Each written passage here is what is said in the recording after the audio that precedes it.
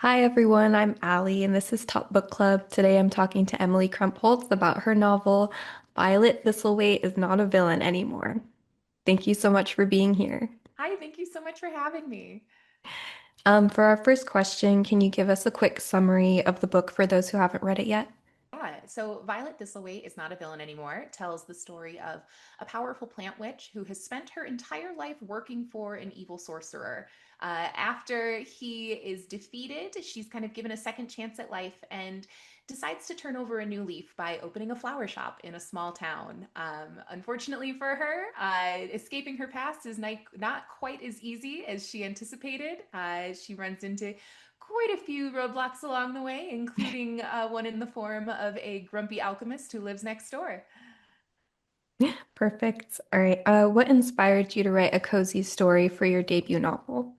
Oh man, I love cozy fantasy. I very much, I grew up on like The Princess Bride and Ella Yes. Enchanted and Mhm. like all these books that just have that wonderful sense of just kind of being held and that are fantastical and magical, but still fun and still funny and still, kind and good. That kind of give you the fairy tale ending. And I also read a lot of romance. And romance to me, it carries that promise no matter what the characters are going to go through, no matter what the author puts these people through throughout their story, you're going to get to the end and there's going to be a happy ending. Mhm. Cozy fantasy to me feels very much aligned with that. I love the sense that, things might get hard, but it's okay. It's going to be okay in the end. And having that promise, having that understanding throughout the reading experience, I think is so comforting. I think is makes for a wonderful reading experience. And that was something that like I said, I've always really enjoyed in the books I've read, in the movies I've watched, and I wanted to be able to bring that to the page. Oh, this was my first cozy story actually, and the atmosphere was just so lovely while I was reading. I was just like, oh, so it definitely Oh, came across. well, thank you. I'm so glad I could help you break the seal. Yes, I was like, oh, this is really nice actually to just like vibe right here. I really love kind of the rise of cozy fantasy. I think Mhm. that a lot of us need that little bit of an escape and need Yes. that sense of like, okay, things are scary out here. Maybe I can come into a little world where, community is great and people are kind to Yes. one another and things are working out okay. And I think that can be a really nice breath. And I think it can also be inspiring, I hope. Mhm. What's your writing process like? Oh boy. I feel like it differs from book to book. In my day job, I'm a ghostwriter, so I have a pretty strict, practice of being able to sit down and work on my book or my clients' books or anything every single day. But that self-motivation is definitely hit or miss sometimes.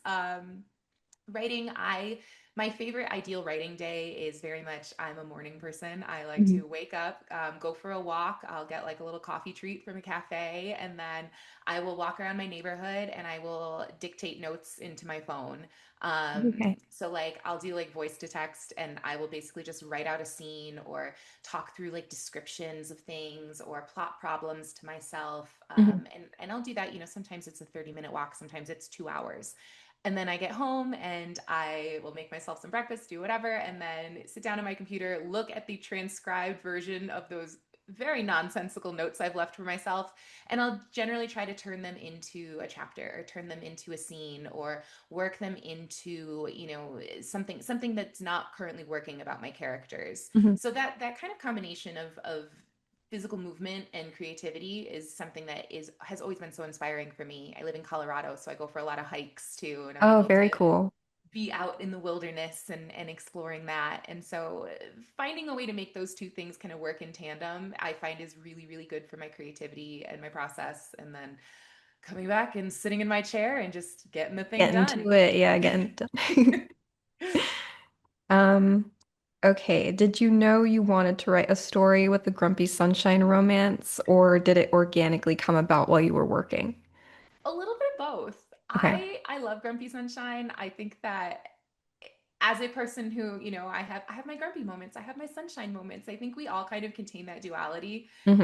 and creating that in multiple characters is kind of a fun way to explore the fact that we all have that within us. Violet has her moments where she is not quite sunshiny. Yes. Nathaniel has his moments where he's not quite grumpy. But it's fun to kind of like approach those characters from that perspective and then break down, okay, what made them that way, and how is that, not really a full us the full how does that not tell us the full story of who they are? Hmm. Um, on top of that, I also really like to approach particularly love interest, but I think any kind of character dynamic and any kind of relationship dynamic that is central to a story from different angles.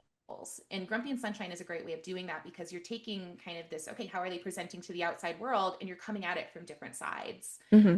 which is something I really wanted to do with Violet and Nathaniel anyway. They're two people who Violet is trying to start over. She's embracing change. She believes that she can be a different person and that she can make her life better and different than it was. And on the other hand, then we have Nathaniel, who is a person who has tried some changes, has said that did not work, Like, that nope. backfired immensely. So Mhm. I'm just going to go back to all the things that I feel like I'm supposed to be doing. I don't believe in change. I don't believe that this is going to go anywhere. So having these two characters approach that concept of change and transformation from those two very opposing angles is an interesting way to explore a central theme and an interesting way to kind of explore how they approach life, how they see life, the ways that they're different and the ways that they're similar, and Mhm. help them learn from each other and teach each other things. So that is kind of a long-winded way of saying Grumpy Sunshine feels similar to that to me, of being able to take those two characters and have them approach something from very different directions. Mhm. Okay, well, this was also my first time reading Grumpy Sunshine, and it is now one of my favorite tropes. Oh my God, I have so many Love book facts it, for you. love it so much. And yes, our first introduction to Nathaniel, I was like, oh, I'm gonna like him. Like, I like him already. Nathaniel Marsh pinched the bridge of his nose and mentally recited alchemical laws. I was like, ugh, the intellectual. Okay, so did anything specific inspire his character? Like I said, I know I wanted to approach him from a very different angle than Violet. And Violet is somebody who is so emotional. Mhm. She leads with her heart, and she leads with, how she's feeling and what she wants and her hopes and her dreams, and those have burned her in the past, and she's trying again. Nathaniel is a person who is so guarded, who has let his past kind of like close him off, and he is Mhm. also such an intellectual. His brain, his knowledge, his career has allowed him to build himself into what he is, and so Mhm. that's what he trusts and what he knows and what he sometimes uses as a crutch. Mhm. So I definitely, again, wanting to approach those characters from those different angles and those different perspectives, wanted Nathaniel to be someone who is so analytical and so logical to a fault, where, when he's then confronted with someone who's full of all these big feelings like Violet, he's like, brain does not compute. Yeah, I do like not stop, understand. stop. Yeah. Violet's internal struggle was very compelling throughout the story. So, was her journey or character based on a real experience? Oh, yes and no. I think, one of kind of the central fantasies of Violet Thistlethwaite, but also a lot of cozy fantasies, is that sense of wanting to start over and live a different life. Hmm. Like, I don't know about you, but like when I'm having a bad day, sometimes I'm like, oh, I could leave it all behind and like go somewhere new and open a Yeah, little yeah. cafe bookstore where I'd have like little like bookish punny like baked goods and like every book that I want. It'd be so cozy and I could picture it perfectly in my brain. Hmm. And I have other friends who are like, they have that for like a restaurant or like an animal rescue or like Hmm. a little retreat or something like that. Like we all kind of have that little fantasy that we go to when we're having a bad day or when we're just, need to escape somewhere. Hmm. And Violet to me is kind of taking that and making it literal and following through on that premise and saying, okay, sure, I could leave behind my entire life and go open my little cafe bookstore. What next? Hmm. Do all my problems just go away? Is everything just, completely new and completely different? Do I really get a clean slate if I'm a person who's lived my entire life with all of my experiences and memories and values and everything I'm bringing into this situation? Is there such thing as a fresh start? So I think, I brought a lot of that into Violet's story at the beginning. Um, but beyond that too, I think that there's a lot of of myself that I was able to bring in different ways to these characters. You know, these struggling with anxiety of coming into a new situation and being around different people and constantly trying to worry about how am I presenting myself and what does this look like and how, you know, is this okay? Is this true to who I am and what I And want? she's like, there's too many people talking to me right now. It's like, Right? yeah. Please give me a break. Yeah, it's like back up. Yes. And you know, like the just the sense of like of hating, again, hating your job and wanting to do something new. I laugh at myself so much about this right now, but like when I was writing this book, I was in a job that I didn't like and that Hmm. I was having a hard time with and that I ended up leaving shortly after. Um, due to a number of reasons, but I ended up talking with my therapist like when this book was already sold and in the works and everything and I knew it was coming out, and she was like, "Oh, so you wrote a book about someone who was really unhappy with their job and wanted to start over while you were I'm like, really unhappy with your oh. job and wanted to start over." And I was like, "How dare you, I madam?" know. So yes, I think little bits and pieces of real life experience definitely leaked into the story, you Mhm. know, in a number of ways. All right, going into the spoiler section for anybody listening. We see later on in the story that Violet is actually an unreliable narrator. I was like, oh my gosh. Okay, based on the way that Guy Shadowfade was killed, is this symbolic of Violet coming to terms with what she did, or like was it a defense mechanism? I think a little bit of both. Um, I think so. One thing that was very important to me while writing Violet as a character is that she is a person who has such a complicated past and knows that she has done wrong and knows that this man who essentially raised her has also done a lot of wrong and hurt a lot of people and that she's hurt a lot of people because of it. Hmm. But there's still that sense that I really wanted to be there where like Guy Shadowfade was essentially her dad. Like, you know, like he loved her in his own like really weird twisted way. It did come But across though, yeah. yeah. And like and I wanted that complication to be there. I wanted there to be, you know, this sense of hope and relief, but also this sense of like deep grief that she doesn't quite understand, it doesn't quite know how to come to terms with because she's not quite sure how to sort through the sense of guilt, how to sort through her feelings and her love for him and her past and who she wants to be. So yes, you know, to get with that story, like I think that there is a lot of defense there in the way that she ignores it, in the way that she Hmm. doesn't want to think about it. Obviously, you know, for the sake of the story, as the writer, I was trying to preserve some surprise there and preserve I some was very yeah. surprised. It completely caught me off. I was like, oh my gosh, what? But yeah, so like I want, obviously, you know, you want to be able to keep that reveal for the reader, but Mhm. I also want it to feel so true to who she is. So I think defense mechanism is probably the closest term for it, I think. Yeah, because she loved him. She didn't want to think about it and going down that road opened a whole can of worms and she was like, I'm barely ready for this can of worms right Mhm. now. Yeah. So then how did Violet killing Shadowfade relate to her relationship with him as a whole? I think it's something that she will probably grapple with for the rest of her life. I think that again, it's that sense of complication. It's that Hmm. sense of so many things can be true at once and exist in the same space at once, even if they're contradicting truths. I think that she will probably forever feel some sense of guilt and some sense of very complicated love for him. I think she will also understand that by doing what she did, by, you know, literally setting herself free from her own past, that is the only way that she was really able to take those next steps and step into her future.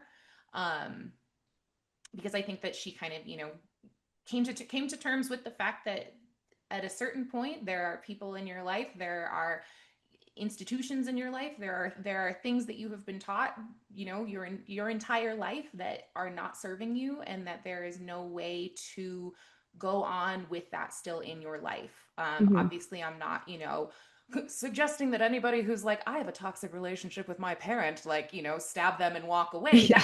That's not the answer. We're not saying that. It's like better coping skills, please. Yes, exactly. But I think in Violet's case, she's literally raised by a homicidal maniac. Like it's we can take some extreme measures You're here. doing her civic duty for everyone, Yes, basically. exactly. Do you feel it made her stronger then to Yeah, I think so. Um, I think, doing hard things, stepping away from toxic people, stepping away from parts of your life that are actively harming you is so freaking hard, but so important. A lot of like I don't know. I don't even know that I did this like really intentionally, but it's something that I've seen in my own rereads of this book is drawing into a lot of kind of like deconstruction from religion, in a way that I think is difficult for a lot of people, and that I think is certainly a complicated experience to go through. And I think it's something that's looking at, okay, here's something that you grow up with, here's something that's part of your life, and something that you find yourself questioning and saying, do I actually believe this, or do I just follow this because I was told to my Mm. entire life? And making those hard decisions, and asking yourself some tough questions, some of which I think Violet does beforehand, and some of which I think Violet does after the fact. But being able to then step away, and being able to walk into something new that you're actively choosing for yourself, I think that is something that makes us stronger. I think it's something that makes us more ourselves, and makes us Mm. feel like we can live a life that's more authentic to what we want. So yes, I do believe that that makes us stronger. Uh, the reveal about the townspeople that they were all like that they oh my gosh, it made me tear up. Could you tell Oh, me more about that? It was so heartwarming. Like I really liked that. I think again, one of my other favorite things about cozy fantasy is, like, I don't know, have you ever watched like Schitt's Creek or Ted Lasso, or I'm like, watching Schitt's Creek right now, okay, actually. so like I one of my favorite things about shows in that genre, about stories in that particular kind of like this era of comedy that we find ourselves in, is that it relies on the fact that we're waiting for the other shoe to drop, and then the other shoe just doesn't drop. Like we expect the worst from people because a lot of storytelling teaches us to expect the worst from people, Yes. and then a situation happens and you're like, but wait a second, like my heart is pounding, like I'm so anxious, but like what do you mean I didn't need to be? And I wanted to create that. I wanted, Violet, this whole book has been like holding this terrible secret in her heart, and just like, they're gonna hate me so much. And the whole time they're like, honey, we've been trying to invite you to a support group. Like, No, that was so cute. I was like, ugh, her life could have been so much easier, like I swear. And Nathaniel's like, no, you don't understand. And he's like, oh, wait, all you and then I'm like, guys. oh, buddy. Yeah, it's like, oh, you don't even know. And so this happened literally yesterday. Is I do like a game night with friends every week, and we brought over like a bunch of snacks to their house last week Mhm. for game night, and we left them there, like, to be like, okay, like, like we'll have them next week when we're there for game night again. And as we left, I was like, oh my God, like, what if they think we're just like, is it rude for us to like leave stuff at their house like this? Is it rude for us to, like, we didn't ask, we just kind of like assumed, like, I don't know, whatever. And I like went into like this ridiculous anxiety spiral about it. And then last night, those same friends came over to my house, and they brought those snacks with them. And they were like, one of them was like, I was like choked up over this. He was like, I was worried, like, was I being rude? Is it rude to bring those back? Did they leave those for us to have? And Like, I is was it like, passive okay, see, aggressive? yes, like Yeah. everybody has those like stupid anxiety spirals, and Mhm. we all like work ourselves into a tizzy thinking we're so alone, and that we are the only person who has ever felt this way, Mhm. only to find like, hey, no, everybody else does this too. So yeah, It- a whole town full of no, it people with was the so same sweet. very I was like, specific oh my anxiety. gosh, that is just, I loved that so much. Would you say that Shadowfade would be past the point of redemption, or do you believe anyone's chance of redemption is valid based on their want to be redeemed? Like, I liked the decision you made with Sedgwick, where it's like, oh, let's invite him to support group.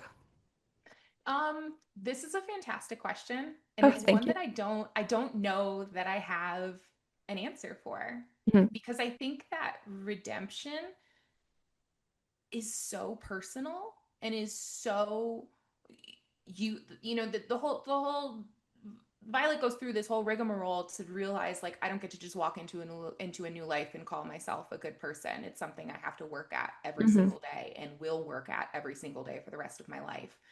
And I think Violet is uniquely equipped for this because she really, really wants it. And I think that's step one. You got to really, really want it. You have to go into that kind of a thing for the right reasons. You have to understand the way that you acted in the past, and you have to understand that that won't go away. You can't erase those parts of yourself. You have Hmm. to move forward with them. And I think that someone like Shadowfade, don't I don't know that he would ever have wanted it. I don't know that he would ever have tried. Um, so in that respect, no, I don't think that he would be able to redeem himself.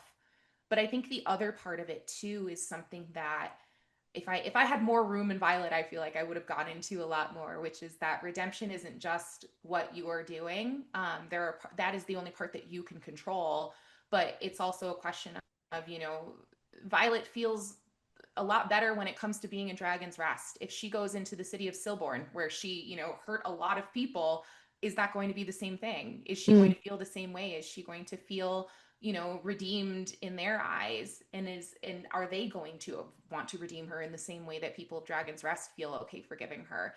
There's it is such a gray area in every aspect, and I think that accepting that, and I think that coming to terms with the fact that Violet is a person who wants this redemption and is going to work really hard for it, but having to accept the fact that she may not ever achieve that in some people's eyes, I think is also part of that journey. Hmm. Um, and I don't, like I said, I don't know that it's one that has a clear answer. I don't even know if I don't know that Violet will ever really get to a point where she feels like I am completely redeemed.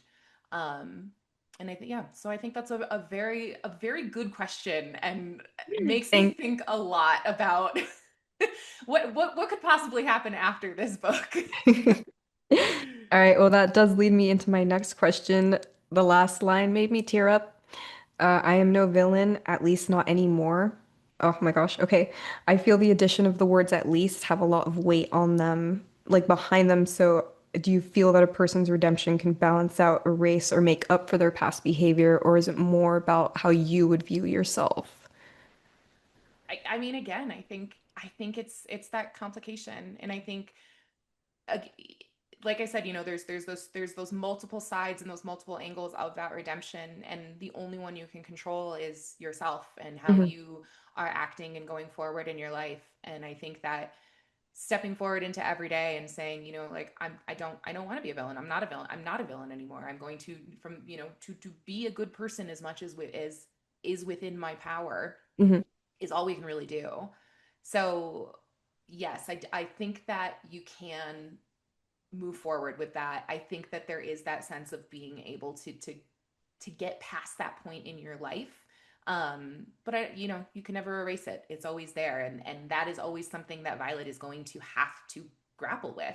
It's what it was so important to me in that final chapter for her and Nathaniel to actually have a conversation about the Thorn Witch, for him to, once he'd gotten over his own stuff, Ah, that to was be so like, sad. can you tell me about her? Like, tell me about your life before this, because this is a part of you. This Hmm. is a part of who you were and who you are and who you're going to be, and I love you, and I want to be able to understand that part of you. And I'm not Just the darker saying side, yeah. that part of you is great and that I'm condoning that part of you, but it is a part of the person that I love. Hmm.